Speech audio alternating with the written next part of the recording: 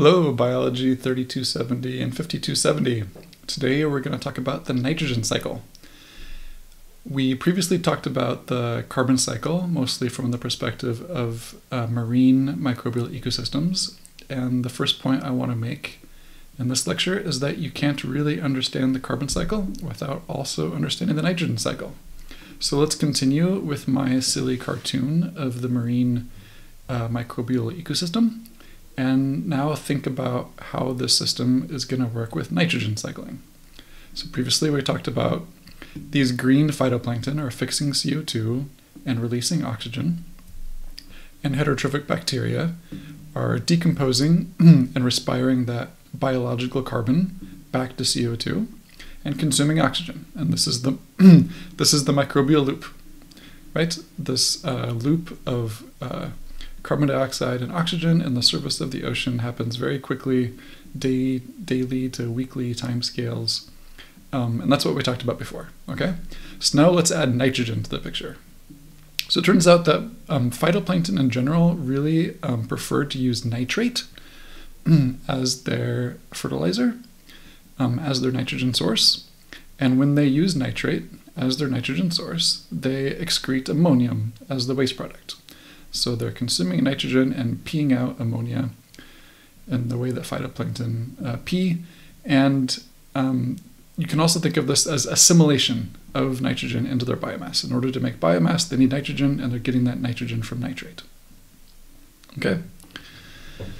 Organisms that can fix nitrogen gas from the atmosphere can use that nitrogen gas from the atmosphere as their sole nitrogen source, and they don't have to worry about nitrate and ammonia. They just use convert that into ammonia actually inside their cells, and they don't have to get any other forms of nitrogen from their environment.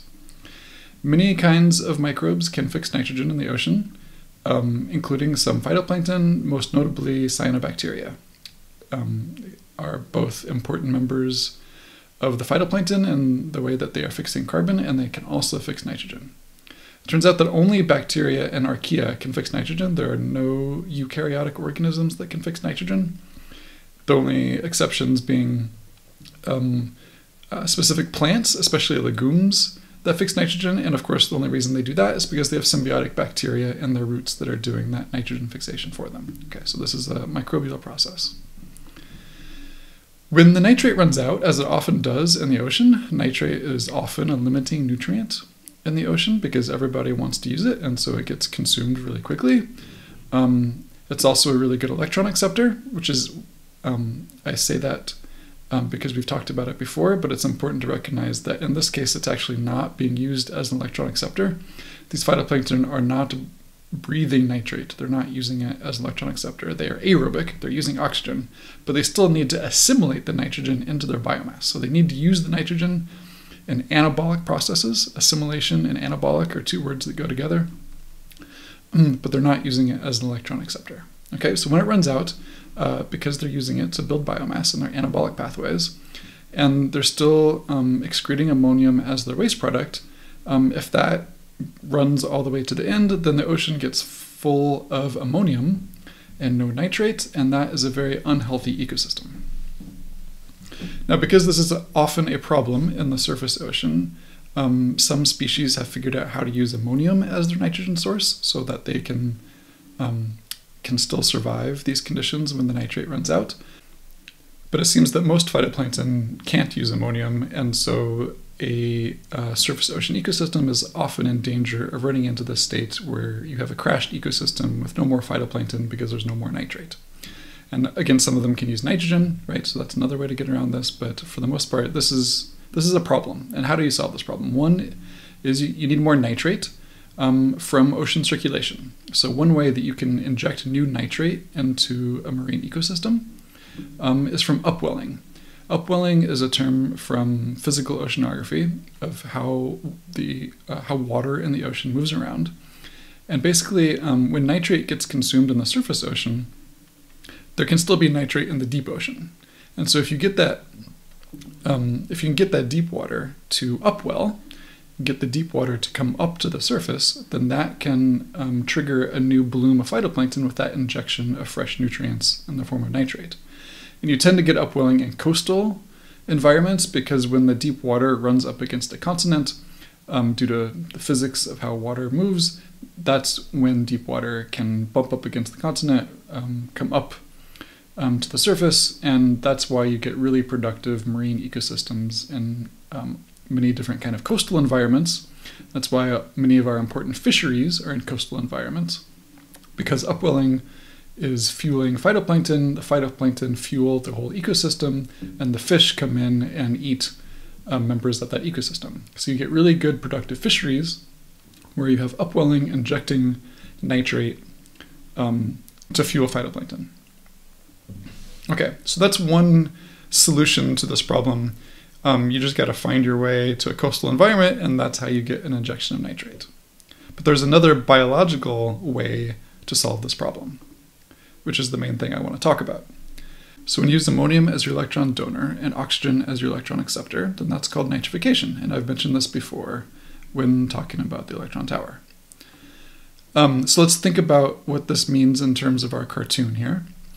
Here's ammonium being recycled back to nitrate by nitrifiers, where the ammonium is the electron donor and the waste product from using ammonium as electron donor is the nitrate. So it's important to note here that nitrate is not being the electron acceptor. Ammonium is the donor. Oxygen is actually the acceptor, and the waste product is nitrate. And that way, the ammonium gets converted into nitrate. And that makes everybody happy. Now you have more nitrate because these nitrifiers are recycling the ammonium back to nitrate. Now you have a complete nitrogen cycle and a complete carbon cycle. Happy carbon cycle, happy nitrogen cycle, everybody's happy. Okay? So by regenerating, that's the term that marine microbiologists tend to use, by regenerating the nitrate from the ammonium biologically, you have a fully functioning carbon and nitrogen cycle in the surface of the ocean, and you don't require the coastal environments. That's why coastal environments are not the only places where you get fully functioning ecosystems. Okay, so it turns out that this nitrification process, this recycling of ammonia back to nitrate, is performed by a few species of bacteria, and that had been known for actually a very long time that bacteria could do this process. It was one of the first autotrophic microbial processes that was discovered in addition to photosynthesis, but it was only known to happen by those few species of bacteria. And it was known that those few species of bacteria could not really explain all of the nitrification going on in the ocean. And so it was actually a recent discovery, happened when I was in graduate school actually, that actually most of the nitrification that's happening in the ocean is done by archaea. And it seems right now that even one specific species of archaea, or at least one genus of archaea, is doing almost all, not almost all, but the majority of the nitrification in the ocean, as well as in soil, as I'll talk about in a second. So that's, I think, pretty interesting to think about how this really fundamental, rather, you could say boring, but, a typical ecosystem function here is being carried out by archaea. Another example of how archaea are not only extremophiles, and not only are they recycling this nitrogen as a very important part of the nitrogen cycle, it turns out that these archaea, some of the bacteria that do nitrification, but definitely these nitrifying archaea are autotrophic. That is, their carbon source is CO2. They are not dependent on the organic matter made by the phytoplankton. They're totally self-sufficient. They get their carbon from dissolved carbon dioxide in the ocean and use that as their sole food source. So they are actually chemoautotrophic as well as nitrifiers. They are chemoautotrophic nitrifiers. So let's talk about the nitrogen cycle more generally now. We've talked about nitrogen fixation, the ability to use nitrogen gas from the atmosphere as your sole nitrogen source. We've now talked about nitrification. Ammonia oxidation is the first step, and then nitrite oxidation to nitrate is the second step. So for the full nitrification process, you got to do both steps. Some species can do one of these or the other, and some can do both. And we haven't yet talked about denitrification and anammox. One reason why I really like this figure is because it separates the oxic and aerobic processes from the anaerobic processes that happen in anoxic environments. So I talked about how the electron acceptor for nitrification is oxygen, so it is aerobic. Nitrogen fixation is actually anaerobic. Oxygen poisons the nitrogenase enzyme that you need to do nitrogen fixation. And so now there are two other categories of processes that also happen anaerobically. Here's another overview of the nitrogen cycle that is conveying basically the same information as this figure. We use this in Biology 1620 as an overview of the nitrogen cycle, because it also includes the role that plants have in the nitrogen cycle, which is that basically plants are using nitrogen as a nitrogen source for making proteins, as most organisms do, and they can use either nitrate or ammonium, and that's some interesting plant physiology about whether the different effects that ammonia and nitrate have on plant physiology, which is really important to understand if you are a farmer, for example, right? So this is how plants are involved. And this figure is also making the point that plants are not at all able to carry out all of these other dissimilatory processes of the nitrogen cycle. Dissimilatory meaning using nitrogen compounds as electron donors and electron acceptors, right? Plants are assimilating nitrogen into their cells to build stuff inside their cells in anabolic pathways, but only microbes can use nitrogen compounds as donors and acceptors in dissimilatory pathways for energy for energy generation in catabolic pathways. Right, so here are catabolic pathways. Another way of saying that is dissimilatory. That's some more jargon. Catabolic pathways are dissimilatory processes. Dissimilatory because the compounds don't actually make their way into cellular biomass. Anabolic pathways are assimilatory. They are assimilating it into the biomass. Okay. Let's think about the nitrogen cycle again in soil. And don't worry if all of these terms are overwhelming to you. They should be overwhelming. It's very complicated. The nitrogen cycle is famous for its complexity, and I am trying to simplify it as much as possible. But part of the important thing about the nitrogen cycle is that it is in fact so complicated. And the nitrogen cycle seems to be an important way in which microbes have diversified, because there are so many different steps in the nitrogen cycle, and each step is basically carried out by different species. So it's an important, its complexity is important for understanding microbial diversity. But no worries if it's overwhelming right now. I'm gonna try to highlight the important things for you to know about. So now let's think about the nitrogen cycle in terms of soil. I've only been talking about the ocean so far. Nitrification also happens in the soil, as we can see in this figure here. So the way it works, a typical agricultural environment is that, so let's say there's an agricultural input of fertilizer to the soil, which results in additional nitrogen in the soil, which may lead to an excess of ammonia. Nitrifying bacteria will convert that ammonia into nitrite and nitrate.